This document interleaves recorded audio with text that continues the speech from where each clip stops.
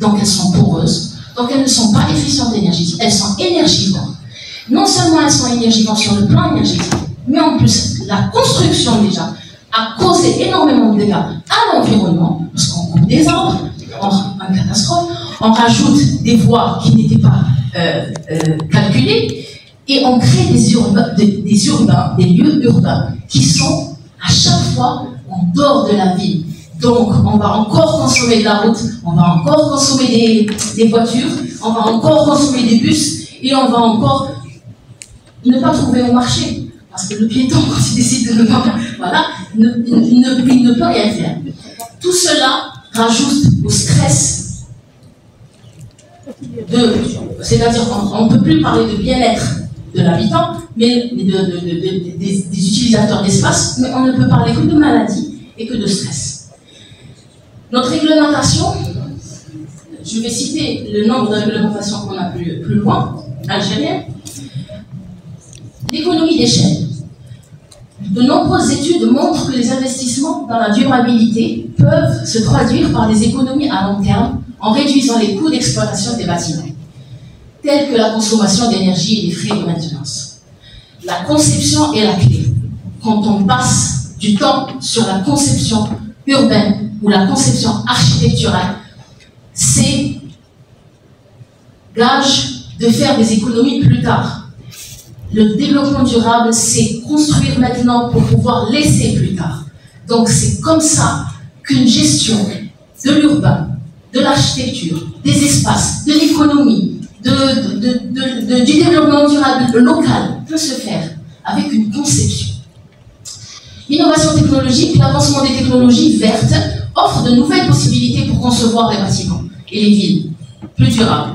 En intégrant des solutions telles que les énergies renouvelables, la domotique, je vous avais parlé du bâtiment tout à l'heure qui gérait tous les systèmes, la récupération d'eau, l'électricité, c'est ce qu'on appelle la domotique. Donc concevoir un système qui s'occupe de tout ça permet de faire des économies sur ce bâtiment. En résumé, la durabilité est devenue un principe directeur essentiel dans le domaine de l'architecture et de l'urbanisme, non seulement pour répondre aux défis environnementaux, sociaux et culturels, mais aussi pour créer des environnements urbains plus résilients et plus agréables à vivre pour les générations futures. Pratique de durabilité en architecture et urbanisme. Adoption des certifications écologiques, c'est-à-dire la conception d'un bâtiment. Je reviens au service de l'APC. Quand on dépose un permis de construire, ce permis de construire cite le nombre de niveaux, l'emprise au sol, l'activité, mais en aucun cas ne va traiter de la consommation d'énergie, de la récupération d'eau pluviale, de l'air utilisé à l'intérieur, du traitement bioclimatique pour que cette bâtisse-là ou ce projet-là ne consomme pas plus qu'il ne doit et ne prenne pas sur un autre projet et un autre projet, et surtout dans le temps. Il est plus que temps. Non, il est plus que temps que le permis de construire soit aussi un permis d'énergie. C'est-à-dire que quand le dossier traite le bâtiment, si on voit que sa consommation va dépasser un certain ordre, on ne lui donne pas le permis de construire. Il faut qu'il refasse ses études. Avec ça, on va créer des emplois, parce qu'on va créer une demande, et on va créer aussi le fait que le permis n'est pas obtenu parce qu'il n'est pas efficient énergétique. Il ne rentre pas dans le développement durable. Les personnes, les professionnels du métier et ce qui va avec vont travailler de façon à pouvoir rendre ce bâtiment efficient et durable. Et c'est là, à ce moment-là, qu'on va pouvoir parler de développement durable. Je vous ai dit en première intervention, c'est que l'urbain et l'architecture est le berceau de toute activité sociale, économique d'un pays, et culturelle aussi. Donc, l'adoption des certifications, la planification urbaine, intégrer le principe de durabilité dans la planification des villes, y compris la création de quartiers mixtes, la promotion des transports en commun et la préservation des espaces verts. L'adoption de plans de développement urbain et rural qui qui favorise une croissance équilibrée, la protection des écosystèmes locaux et la création d'emplois durables. L'intégration de critères de durabilité dans les politiques d'aménagement du territoire pour pouvoir être une utilisation judicieuse. Ça passe par la formation et la sensibilisation des professionnels de l'architecture et de l'urbanisme, et aussi des ingénieurs, et ainsi de suite, et du partenariat de collaboration entre les universités, les domaines de recherche, les pouvoirs publics et tout acteur de la société qui prétend ou qui veut que ça change, qu'on passe réellement au développement durable.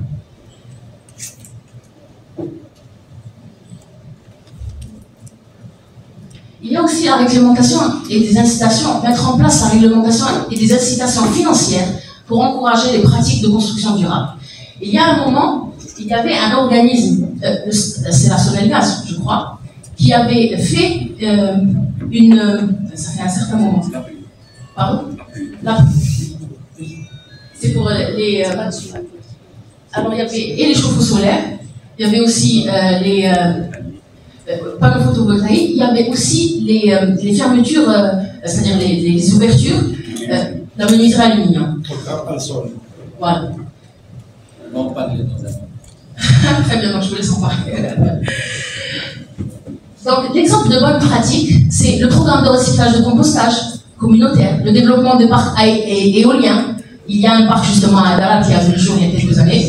La création de jardins communautaires et encourager la rénovation énergétique des bâtiments existants pour améliorer leur efficacité énergétique.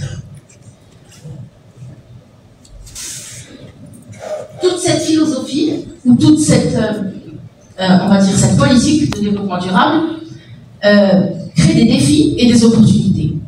Les barrières de l'adoption généralisée de ces types de pratiques durables, c'est d'abord des coûts initiaux élevés. Si on n'investit pas, on ne peut pas prétendre à une économie plus tard ou à récolter les frais de son investissement. Le manque de sensibilisation et de formation, c'est-à-dire que, comme aujourd'hui ce séminaire et hier a pu traiter de ce sujet-là, qui est le développement durable sur les différentes étapes, on va dire, et hiérarchiquement dans la société, il est nécessaire que les universités, les écoles, les centres professionnels, les organismes où il y a une possibilité de faire des formations pour les gens qui sont acteurs et même aussi des gens qui sont utilisateurs de l'espace. Donc c'est la sensibilisation à tout ce qui est en train de dégénérer nos ressources pour le développement durable. Les normes et réglementations obsolètes. Les normes de construction et les réglementations urbaines obsolètes peuvent ne pas encourager ou soutenir les pratiques durables. On construit aujourd'hui, encore, en 2024, avec du béton, de l'eau qui est traitée, qui n'est pas récupérée, avec de l'acier, avec du sable qu'on extrait, et on construit en lourd et en dur, et on ramène ça sur tout le territoire national, c'est-à-dire que ce n'est pas des éléments qui sont locaux, mais on ramène ça à travers le territoire national par des camions, et ça va dans des sites, et ça bousille l'infrastructure existante, c'est-à-dire les BRD, les routes. En fait, on se tire à chaque fois, pratiquement tous les jours, on se tire dans un empire. C'est un suicide. C'est plus que ça. C'est qu'on laisse plus rien pour après. Déjà, dans le cas, c'est pas inexploitable. Votre conférence est passionnante, mais si vous pouvez conclure, ce serait bien. Oui, d'accord.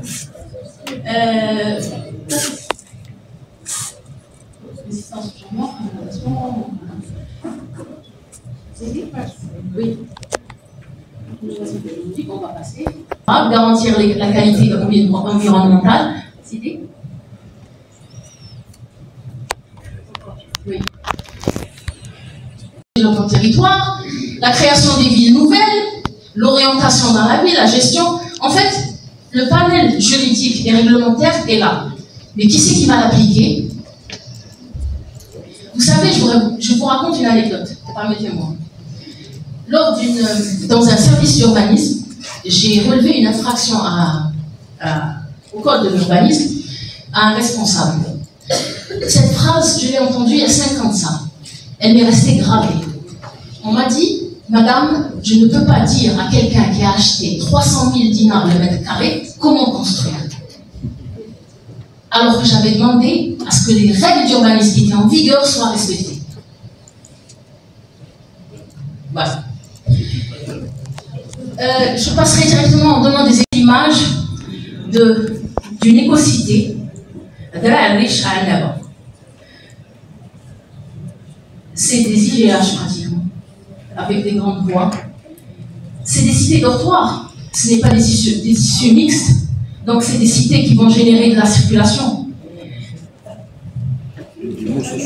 C'est aussi la même cité. Il y a aussi une cité pilote à Ouébla, le bas.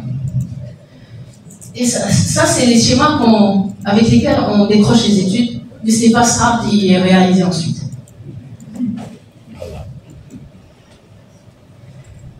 Une maison à la Casbah qui est détériorée, qui a plus de 100 ans et même plus, et qu'une fois justement réhabilitée, parce qu'on reprend l'ancien, redevient un bijou avec tous ces aspects bioclimatiques. Donc elle n'a pas besoin de climatiseur et elle n'a pas besoin d'une surfacturation d'énergie.